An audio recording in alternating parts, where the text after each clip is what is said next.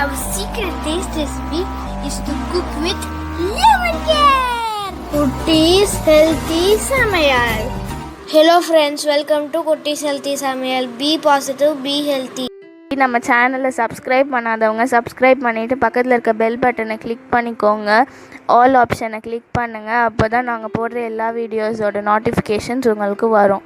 இது வரைக்கும் சப்ஸ்கிரைப் பண்ண எல்லாருக்கும் தேங்க்யூ ஸோ மச். நாம் இன்றைக்கி ரொம்ப சூப்பரான டேஸ்டியான ஒரு ஸ்நாக் ரெசிபி தான் பார்க்க போகிறோம். வீட்டில் இருக்க பொருளை வச்சு சிம்பிளாக ஆனால் டேஸ்டியான ஒரு ஸ்நாக் ஈஸியாக ரெடி பண்ணிடலாம். கெஸ்ட் வந்துட்டாங்க, இல்லை பிள்ளைங்களுக்கு ஈவினிங் செஞ்சு கொடுக்கணும் அப்படின்னும் போது இப்படி செஞ்சு கொடுங்க.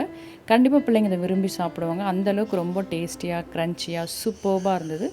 வாங்க இது எப்படி செய்யுதுன்னு பார்த்துக்கலாம். இது செய்யறதுக்காக நான் இன்றைக்கி 1 கப் ரவை எடுத்திருக்கேன். ரவை ஊறி வரத்துக்காக ஒரு 1/2 கப் தண்ணி ஆட் பண்ணிக்கலாம். எப்போவுமே நம்ம ரவையில் எந்த ஸ்நாக்ஸ் செஞ்சாலும் கொஞ்சம் நேரம் ஊற வைக்கணும். அப்போ தான் நமக்கு கரெக்டான பதம் இருக்கும்.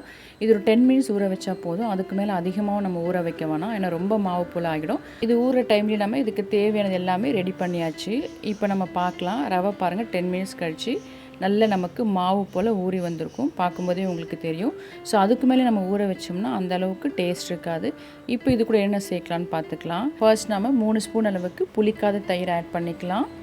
இது ரொம்ப புளிக்கக்கூடாது. ஸோ புளிக்காத தயிர் ஆட் பண்ணிக்கோங்க, அப்போ தான் டேஸ்ட் இருக்கும் நமக்கு. இது கூடவே ஒரு பெரிய சைஸ் வெங்காயம் பொடியாக கட் பண்ணி வச்சுருக்கேன், அதையும் நம்ம ஆட் பண்ணிக்கலாம். இது கூடவே கொஞ்சமாக கருவேப்பிலை இலைகள் பொடியாக கட் பண்ணியிருக்கேன். அதே போல் நிறைய கொத்தமல்லி இலைகளும் கட் பண்ணி வச்சுருக்கேன். கொத்தமல்லி நிறைய சேர்க்கும்போது நமக்கு ஃப்ளேவர் ரொம்ப நல்லாயிருக்கும், டேஸ்ட்டும் நல்லாயிருக்கும். அதே சமயம் 1/2 ஸ்பூன் அளவுக்கு சீரகம் ஆட் பண்ணிக்கலாம். அது கூடவே 2 பச்சை மிளகாய் பொடியாக கட் பண்ணி வச்சுருக்கேன். கொஞ்சமாக இஞ்சி பொடியாக கட் பண்ணியிருக்கேன், அதையும் ஆட் பண்ணிக்கலாம். இஞ்சி டைஜஷனுக்கு ரொம்ப நல்லது, அதனால் ஆட் பண்ணிக்கலாம், டேஸ்ட்டும் நல்லாயிருக்கும். இது கூடவே 2 ஸ்பூன் அளவுக்கு மைதா இல்லைனா கோதுமை மாவு எதுனாலும் நீங்கள் ஆட் பண்ணிக்கலாம்.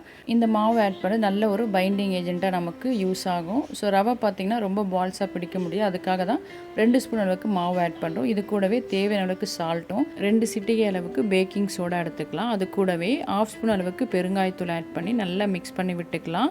தேவைப்பட்டால் தண்ணி தெளித்து கொஞ்சமாக நம்ம மிக்ஸ் பண்ணி விட்டுக்கலாம்.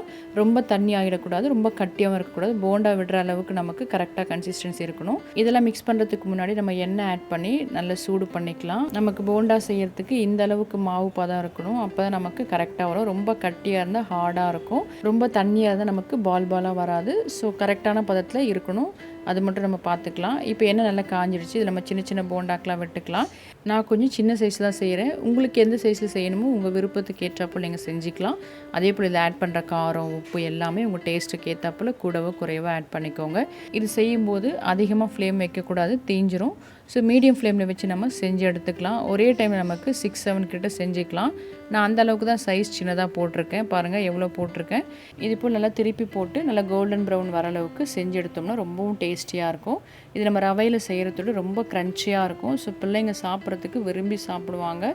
நம்ம எடுத்தோன்னே அப்படியே சர்வ் பண்ணாமல் இது போல் டிஷ்யூ பேப்பரில் போட்டிங்கன்னா எக்ஸஸ் ஆயில் நம்ம எடுத்துடலாம்.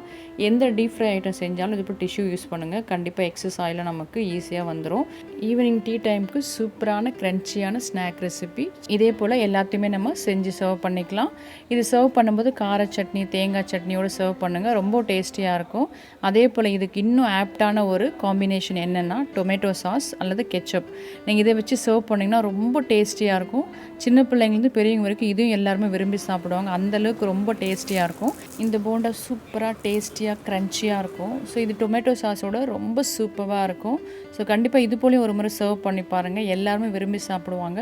ஸோ நீங்களும் இது போல் செஞ்சு பார்த்துட்டு உங்கள் டேஸ்ட் உங்கள் எக்ஸ்பீரியன்ஸ் எங்களுக்கு கமெண்ட் பண்ணுங்கள். மறக்காமல் லைக் பண்ணுங்கள், ஃப்ரெண்ட்ஸ் அண்ட் ஃபேமிலிக்கு ஷேர் பண்ணுங்கள், தொடர்ந்து சப்போர்ட் பண்ணுங்கள். தேங்க்யூ. Yummy tasty. நீங்களும் ட்ரை பண்ணுங்கள், என்ஜாய் பண்ணுங்கள், ஹெல்த்தியாக இருங்க.